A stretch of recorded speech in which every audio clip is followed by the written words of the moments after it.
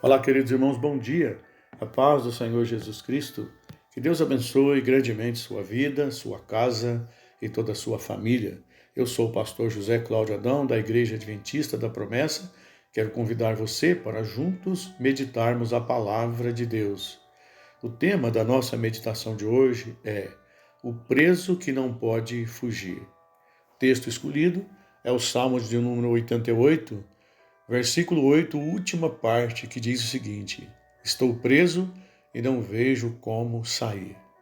O Salmo 88 é um salmo de Emã, descendente de Corá, que na verdade é uma lamentação de um atribulado, que se vê numa circunstância tão adversa, tão sem saída, que ele fala para Deus: estou como um preso e não vejo como sair. As circunstâncias do momento são tão contrárias que o salmista é obrigado a confessar: estou como um preso, Senhor, que não pode fugir. Entre o prisioneiro e a liberdade há um portão de ferro. Entre o condenado à morte e o perdão, há um portão de ferro.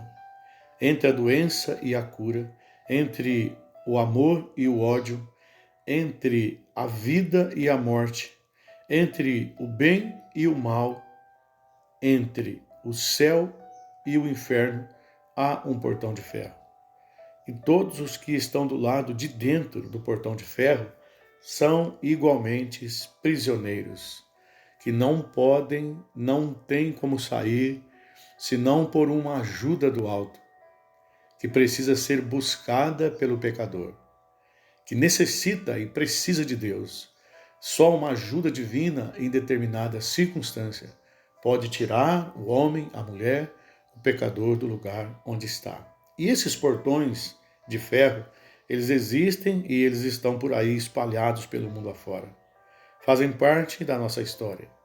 São portões no plural e não no singular. O portão que mais aterroriza é aquele que impede a continuação da vida, que leva os nossos entes queridos e nos leva também. É quando a vida não tem mais para onde ir e chega num determinado ponto que diagnóstico ou uma fatalidade impede a pessoa de continuar a respirando o oxigênio da vida. Mas há também outros portões desastrosos, como por exemplo, aquele do qual se queixa o apóstolo Paulo lá em Romanos 7, verso 18, que é o querer efetuar o bem, fazer o bem e não conseguir, porque temos uma natureza humana tendenciosa e que muitas das vezes prefere fazer o mal. Ao mesmo tempo que o salmista se confessa um preso incapaz de fugir, ele diz em seguida que está orando: a ti, Senhor, clamo a cada dia, a ti entrego, ou a ti ergo as minhas mãos. Meu amado irmão e amada irmã, existem portões de ferro difícil de escaparmos dele, alguns se tornam impossível. Por exemplo, o portão do pecado que enclausura as pessoas e não permite que elas saiam. Para abrir esse portão, existe uma pessoa chamada Jesus Cristo. Só Ele, além de ter o poder de perdoar o pecado, Ele também tem o poder de libertar o pecador, de salvar o pecador. Em Atos, no capítulo 4, no verso 12, a Bíblia diz que não existe salvação, não existe perdão de pecado fora de Jesus. Só Jesus pode salvar. Só Cristo, que deu a sua vida por nós, que derramou o seu sangue em uma cruz por nós, pode salvar. Precisamos fazer como o salmista, que mesmo estando em circunstância adversa, ele dizia: a ti clamo, Senhor, de dia e de noite ergo a ti a minha voz.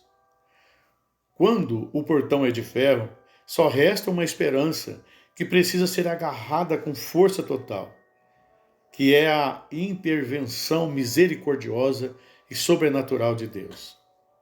Foi esse Deus que abriu o portão de ferro para Pedro sair do cárcere em Jerusalém enquanto faltava apenas a metade de uma noite para ele ser sacrificado, para ele ser morto. A Bíblia diz que, por volta de meia-noite, apareceu um anjo do Senhor que libertou Pedro da prisão e levou ele para casa. A chave que soltou Pedro da prisão foi a fé da igreja que, estando em oração, moveu o coração de Deus, moveu a mão de Deus, e Deus agiu por meio da oração. Portanto, se você está numa situação como essa, tomara que você não esteja, mas se você está numa situação parecida, faça como a igreja de Jerusalém. O segredo da sua libertação está na sua fé, que faz com que você ora e a sua oração chega à presença de Deus. E Deus age por meio da sua oração. Seja qual for o portão de ferro que está na sua frente, Deus pode abrir. Basta você confiar.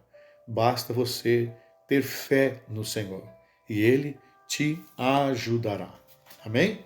Que Ele te abençoe em nome de Jesus. Oremos ao Senhor. Querido e eterno Deus, maravilhoso Pai Celeste, Deus que habita acima das alturas e que está entronizado, e que vela por nossas vidas e que nos ama de maneira incondicional, que um dia enviou seu Filho Jesus para nos conceder a vida. Obrigado, Senhor, por ter nos soltado, Senhor, por ter nos libertado da morte eterna, por ter enviado Jesus, e todo aquele que recebe Cristo como Salvador e o serve, está liberto da condenação da morte eterna. Deus, muito obrigado. Te agradecemos pela vida da família, da igreja. Oramos por aqueles que estão enfermos, Senhor, que o Senhor venha trazer a cura. Nós também oramos por aqueles que estão caídos, que o Senhor os torne de pé e os faça caminhar. E pela nossa pátria amada, pelo nosso querido Brasil, pedimos a tua bênção. Em nome de Jesus. Amém.